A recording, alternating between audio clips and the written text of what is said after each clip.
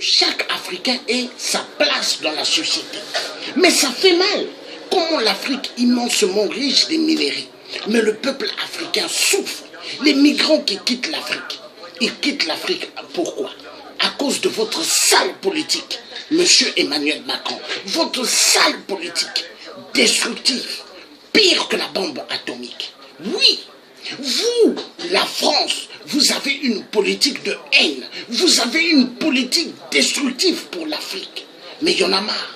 Monsieur le président Emmanuel Macron, dans quel monde vous êtes en train de vouloir amener l'Afrique? Vous êtes allé faire votre discours au Sénégal. Sénégal, Dakar. Dakar qui n'est que une plateforme pour se soumettre à tous les jeux dictatoriaux de la France. Le peuple sénégalais,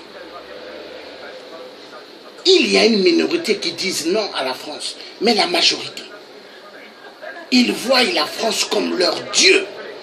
Il y a des Sénégalais qui vivent en France, ce qu'ils n'ont jamais eu à Dakar, ce qu'ils n'ont jamais eu.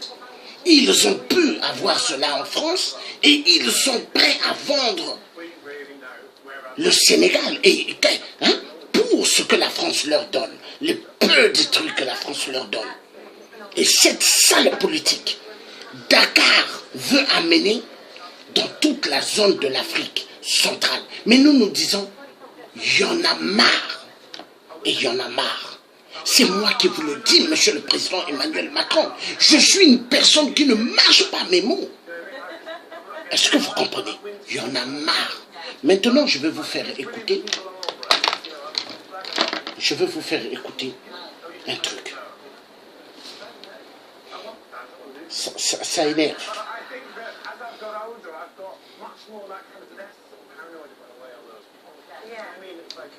This I'm doing the video for the president. And look the volume.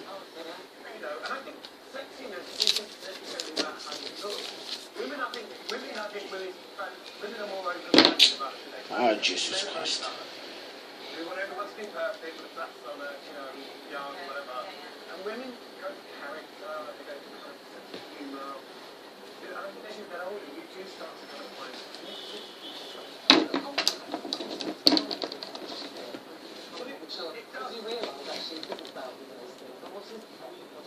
Parce que la France, comme je le dis souvent, c'est un pays, je dirais, chromosomiquement ou bien consubstantiellement colonialiste, parce que la France dit toujours, vous entendez toujours les Français, notre pays a vocation, les valeurs de la France sont des valeurs universelles, la France est un pays à vocation universelle, etc. Les Français donnent des leçons là-dedans. Un pays qui fonctionne comme ça veut dire que c'est un pays consubstantiellement colonialiste.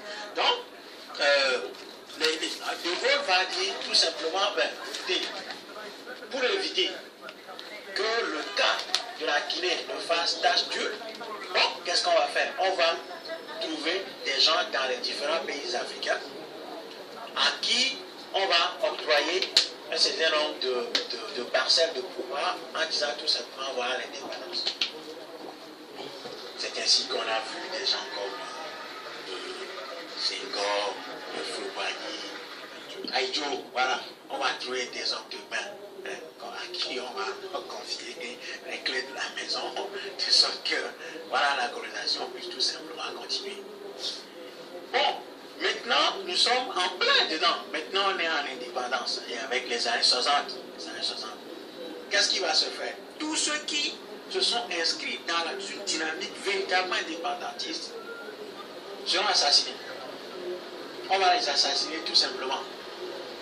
Donc, ça part de quel pays? Du Togo. On va assassiner Sévaï Solikio en 1963. On va assassiner Lumumba. On va assassiner plein d'autres. On va tous les liquider. Pour éviter tout simplement que l'Afrique ne soit ou bien n'aille dans cette logique d'indépendance, de sorte que l'Afrique ou les richesses de l'Afrique puissent véritablement profiter aux Africains. Parce que l'enjeu réel, c'est ça. C'est la question des richesses. C'est la question des richesses de l'Afrique. Donc, la question qui se posait, c'était de savoir, bon, à qui doivent profiter les richesses de l'Afrique. Donc, bon, puisque les pays Occidentaux n'étaient pas dans une dynamique d'affranchissement des pays africains, bon, on va tout simplement assassiner tous les leaders et on va les remplacer par des hommes de main. Donc au Togo, on va imposer, et il y a des Magnassibé qui avaient fait la guerre en Algérie contre l'indépendance de l'Algérie. On va imposer des gens comme Biya, c'est tous ces gars qu'on voit aujourd'hui. Ouais, les Bokassa, tout ça en Centrafrique, tout ça on va les imposer. On va imposer également au Tchad, Hissène Habré, on va imposer tous ces gens. Hein. Au Bénin, on va aussi mettre des gens comme Kérékou et tout ça. Pour que, voilà, c'est toujours, on va traiter cette clientèle pour maintenir l'Afrique dans sa position de pays, bien de continent tout à fait soumis. Les dictateurs qui sont placés vont maintenant, d'une certaine manière, réécrire l'histoire. Et on va dire, oui, les indépendances ont été accordées par la bienveillance de la France. Voilà, c'est un pays qui a accepté de libérer l'Afrique. On va salir la mémoire, profaner la mémoire des pères des indépendances. On va même gommer leur nom dans des archives. Voilà. Vous avez entendu, Monsieur le Président de la République. Vous avez entendu. Hein? Donc, c'est pour vous dire qu'il y a quand même la foutaise en France vis-à-vis de la politique barbare de la France vis-à-vis de l'Afrique. Mais on en a marre. Nous voulons une Afrique meilleure. On va écouter quelque chose de très très important. Très important, Monsieur le Président de la République.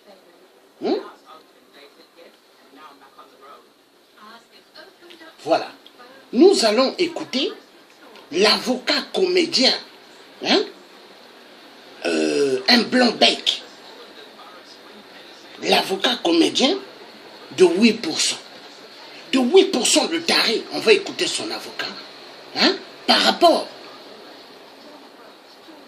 au général Moukoko, pris en otage par 8%, et avec les applaudissements de la politique française, avec la complicité du système de la République française.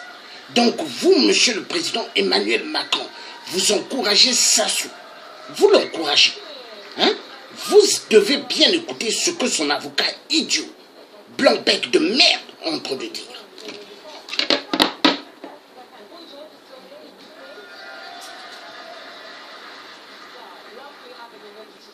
Depuis juin.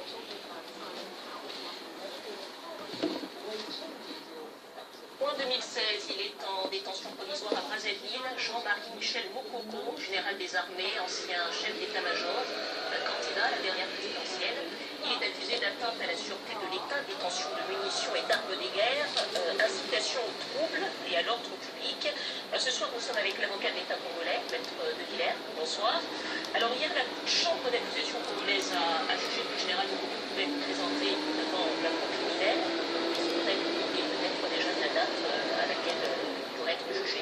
Je vais répondre à votre question, mais avant, permettez-moi de répondre à des contre-vérités qui ont été énoncées le 6 avril 2018 par Maître Finel, avocat du général Moukoko. Je suis ici mandaté par l'État congolais justement pour exercer un droit de réponse. Au cours de ce journal du 6 avril 2018, le général Moukoko a été présenté comme étant un véritable démocrate et ce suit depuis de nombreuses années. Il a été aussi indiqué que s'il n'avait pas été victime de torture physique, ses conditions de détention étaient déplorables, étaient critiquables et que ces conditions de détention devaient être assimilées à une torture psychologique. Alors pardonnez-moi, mais c'est faux, c'est inexact. Permettez-moi de répondre à ces assertions. Pardonnez-moi, vous contestez donc la torture psychologique dont parlait Maître Finel. Alors vous je pense que vous comprendrez que sur un plateau de télévision, nous ne pouvons pas commencer les plaidoiries. J'ai donc quelques questions qui vous donneront l'occasion de répondre à Maître Fidèle. Mais peut-être pour rester sur les faits, puisque nos téléspectateurs ne sont pas des juristes avertis, le général Mokoko est en détention provisoire depuis juin 2016. Il y a un article du Code congolais de procédure pénale qui dit qu'on ne peut pas être en détention provisoire 4 mois. On peut être en détention provisoire 4 mois, on peut renouveler pour une durée qui ne saurait excéder 2 mois. Code de procédure pénale congolais. On est à presque 2 ans de détention. Comment est-ce qu'on peut expliquer ça? Madame, je suis sur ce plateau d'abord pour exercer un droit de réponse. Permettez-moi d'exercer mon droit de réponse, ensuite je répondrai à toutes vos questions. En ce qui concerne la qualité de grand démocrate qui a été déclarée par Maître Pinel. Ce ne sont pas nos propos. Non, mais permettez-moi de répondre à ce qui est une assertion mensongère. Pour moi, Que contestez-vous des déclarations de Maître Pinel? alors, très simplement, tout d'abord, ne peut pas être considéré comme un véritable démocrate l'officier supérieur qui dans une vidéo que tout le monde peut consulter sur Internet. Vous avez passé un extrait de cette vidéo. En effet, et d'ailleurs, nous sommes spécialistes de l'image, mais nous ne sommes pas spécialistes de l'expertise. Donc vous avez entendu, monsieur le président Emmanuel Macron. Hein? On peut garder une personne en détention pendant 3 mois. Hein? Selon les articles des codes de loi du Congo-Brazzaville. Mais Général Mokoko est dans une cellule depuis plus de 2 ans. Est-ce que c'est normal? Mais je vais vous dire une chose. Si Général Mokoko est en prison, c'est à cause de la France. À cause de l'Élysée, monsieur le président Emmanuel Macron. L'Élysée et à cause de Matignon. Est-ce que vous comprenez? Et en même temps, si le général Mokoko est derrière les barreaux, c'est à cause de Total. Total, le bâtiment Total qui se trouve à la Défense. Parce que Total et la France-Afrique, ils sont bien collés ensemble. Areva, bien collés ensemble. Parce que vous savez, il y a des bureaux, des immeubles, bureaux de Total et Areva au Congo-Brazzaville, à Pointe-Noire. Ils sont là-bas. Total, Areva, plus d'autres compagnies françaises et des compagnies chinoises qui sont aussi là-bas. Hein? Et les restes des Occidentaux, tous des voleurs. Est-ce que vous comprenez, monsieur le président Emmanuel Macron? Donc, si Général Mokoko, qui a été élu par le peuple congolais, est toujours derrière les barreaux, c'est à cause de la politique française barbare. La politique française barbare, elle ne le fait pas en France, mais elle le fait au Congo-Brazzaville et dans les restes des pays d'Afrique centrale et ailleurs. C'est ce que vous faites, monsieur le président Emmanuel Macron. Donc si Général Mokoko est en prison, si Paulin Makaya est en prison, si Jean Ngouabi est en prison, et ainsi que d'autres compatriotes, c'est à cause de vous, monsieur le président Emmanuel Macron, et à cause de votre premier ministre, et à cause de tous les députés qui ne servent à rien, qui sont à l'Assemblée nationale, et ainsi qu'au Sénat. C'est à cause de vous tous. Une politique des barbares, une politique méchante vis-à-vis du Congo-Brazzaville. On va passer sur autre chose.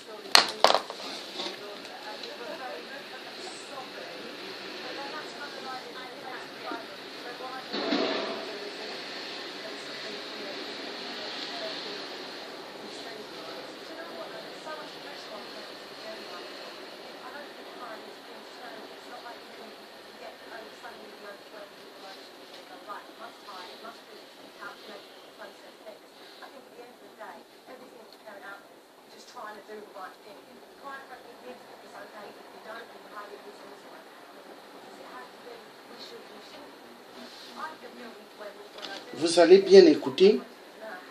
Hein? Vous allez bien écouter vous allez bien écouter ce que le général de Gaulle, hein? Conférence de Brazzaville 1944. Oui, président Emmanuel Macron, vu que vous êtes en train de faire la politique du général de Gaulle, une politique qui est destructive, hein? Pire que la bombe nucléaire, pire que la bombe atomique. Parce que la politique française est une politique destructive dans toute la zone de l'Afrique centrale et ainsi que, hein, ailleurs. Vous allez suivre ce que le général de Gaulle est en train de dire. Il faut bien écouter. Hein. Il devait cesser d'exister, évidemment. Vous avez des Congolais qui parlent, après il faut écouter ce qui je suis. Parce qu'il y en a marre. Il devait cesser d'exister. Évidemment, sur ce point, il n'était pas toujours d'accord avec De Gaulle. Et finalement, Roosevelt est parvenu à convaincre De Gaulle pour lui demander de faire un geste. Alors De Gaulle a dit, bon, dans ces conditions, on va organiser une conférence coloniale à Brazzaville, au cours de laquelle on va faire de grandes déclarations de ce que l'on va faire après la guerre, comment on va faire évoluer les colonies, comment ceci, cela. Mais en précisant bien que cette évolution ne conduirait pas jusqu'à l'indépendance du pays.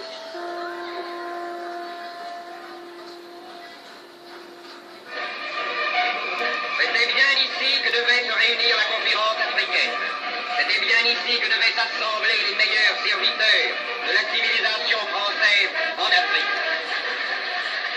En réalité, cette grande réunion de famille, exclusivement coloniale et blanche, n'abolit ni les travaux forcés, ni le code de l'indigénat en Afrique noire. L'abîme se creuse entre ceux qui se prennent encore pour les serviteurs de la civilisation et ceux, cantonnés à l'extérieur et exclus des décisions qui concernent leur avenir. La conférence de Brazzaville ne contente personne et renforce les revendications nationalistes. Il y avait un vent d'indépendance qui soufflait sur toute l'Afrique, pas seulement sur le Cameroun. Toute l'Afrique a cru que le temps était venu de commencer à être soi. Voilà. Donc vous avez écouté, hein, monsieur le président Emmanuel Macron. Hein? Bon, il y en a marre quand même parce que ça fait mal. Ça fait mal la manière que la France est en train de jouer avec le Congo-Brazzaville. La France joue avec le Congo-Brazzaville, ancienne capitale libre de la France. Est-ce que vous voyez? Hein? Non. Ça fait mal, monsieur le président Emmanuel Macron. Ça fait éperdument mal au cœur. Hein? Seconde guerre mondiale. Brazzaville, capitale de la France libre. La seconde guerre mondiale hitlérienne. Est-ce que cette histoire peut être cachée, monsieur le président Emmanuel Macron? Hein? Monsieur Emmanuel Macron, s'il vous plaît, avez-vous un peu pensé que le Congo-Brazzaville était l'ancienne capitale libre de la France? Toutes les décisions de la France barbare, elles se prenaient où? Au Congo-Brazzaville. Les décisions de la France barbare se prenaient au Congo-Brazzaville. Donc vous voyez, monsieur le président Emmanuel Macron, sans le Congo-Brazzaville, la France n'allait plus exister. Mais quand Hitler bombardait, mais c'est le Congo-Brazzaville qui représentait toutes les décisions politiques de la France. Elles étaient prises au Congo-Brazzaville. Mais est-ce que vous avez une tête? Est-ce que dans votre tête, monsieur le président de la République Emmanuel Macron, avez-vous un cerveau ou avez-vous que des cailloux à l'intérieur? Parce que ça fait quand même mal, monsieur le président Emmanuel Macron. Le Congo-Brazzaville, Brazzaville, ancienne capitale libre de la France. Brazzaville, ancienne colonie de la France. Brazzaville, elle est maltraitée depuis par la France. par une politique de barbares. Le président Massamba Déba, le président Marien Ngouabi, assassiné à cause de la politique barbare de la France. Avez-vous oublié? Avez-vous oublié? Monsieur le Président Emmanuel Macron, le Congo-Brazzaville vous a fait quoi? Mais on vous a aidé énormément. Regardez, le frère à mon père, hein? Son frère, vous savez, il a fait, hein? La guerre, la seconde, il l'a fait. Loubaki Georges, le frère à mon père. Il était un soldat.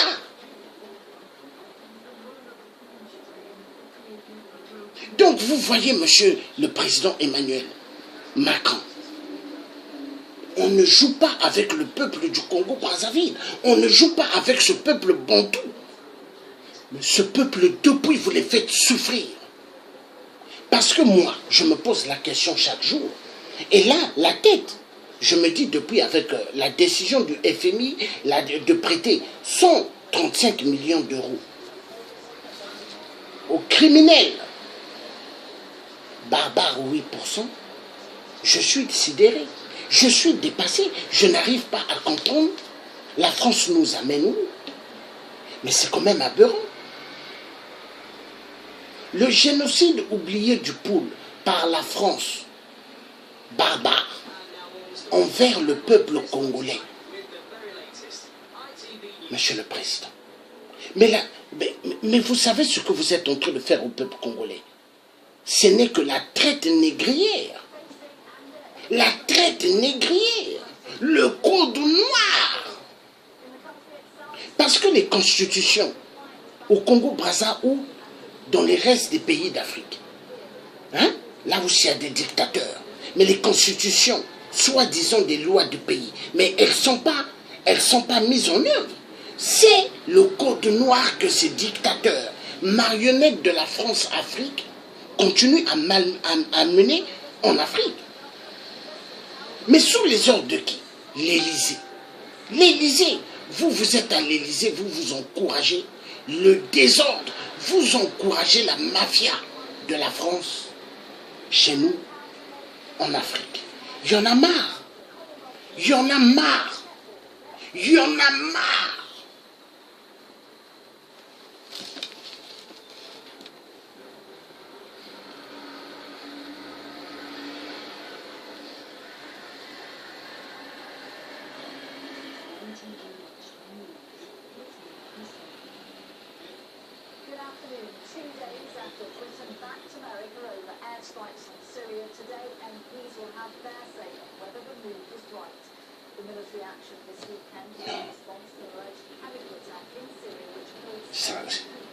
Ça énerve, ça fait mal.